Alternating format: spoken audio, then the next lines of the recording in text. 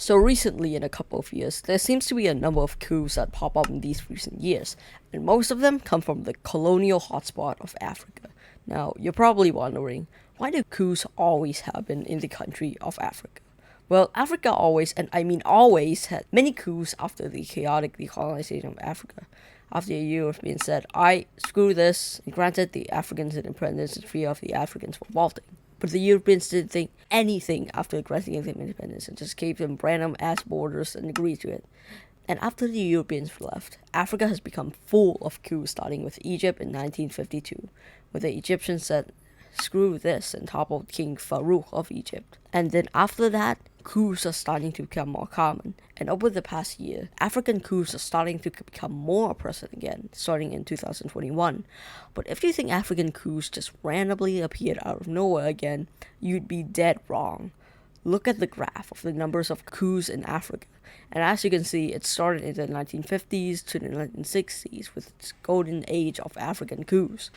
Then going to the 1970s and the 1980s, the 1990s, and starting to get less present in the 2000s and the 2010s, and started to appear again in the 2020s. Another graph is African coups compared to the rest of the world.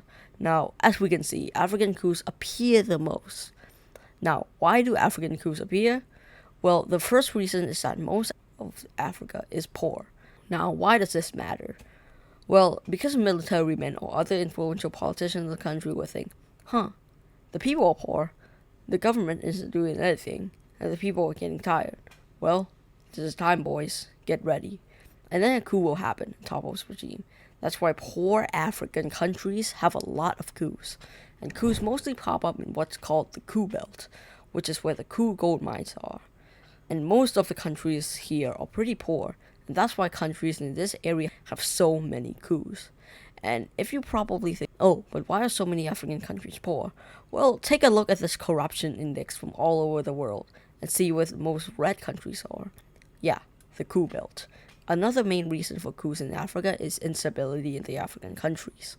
You know why Africa changes government all the time? Well, because of instability. Hunger and malnutrition are one of the most important issues right now in Africa, and that's why Africans have low standards of living. And when these problems occur, people do what they do best and blame the government for the problems. And that's why most coups happen. Another main reason for coups in Africa are power-hungry people trying to keep on to power. A recent example is in the 2023 Gabonese coup d'etat, which started when the president of Gabon, Ali Bongo, won a historic third term, which wasn't rigged at all. And so after the election results came in, Gabonese people took to the streets to protest. The military also joined in with the armed forces of Gabon, taking key parts in the government. Shortly after, Ali Bongo was placed under house arrest and got overthrown.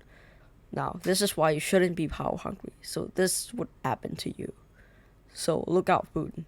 Also, Ali Bongo made a video trying to gain support, I guess, for rigging elections.